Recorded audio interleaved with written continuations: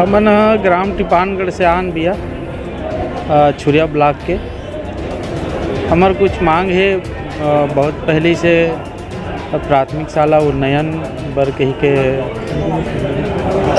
प्राथमिक शाला उन्नयन बर आहन, जो कि बहुत आज से 50-60 साल पहले से आज प्राथमिक शाला संचालित है और हमन मिडिल स्कूल से वंचित हवा। हमला दूर दराज मिडिल स्कूल पर लड़का मला भेजना पड़ते, जहाँ से जंगल झाड़ी से भी गुजरना पड़ते। तो हम शासन से मांग यही रखे बराहन कि हमारे गांव में मिडिल स्कूल होना चाहिए ऐसे करके। और हमारे बीच में ग्रामीण भाई मन भी आए साथ में, तो हमन इतना मांग करबो कि भाई कम से कम हमारे यहाँ प्राथमिक शाला उन्नयन करके मिडिल स्कूल में तब्दील किया जाए।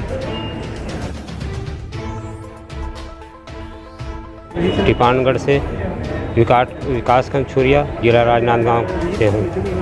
तो मिडिल स्कूल नहीं है हमारे गांव में और प्राथमिक शाला 64-65 से बने हैं तो अभी तक के नहीं है।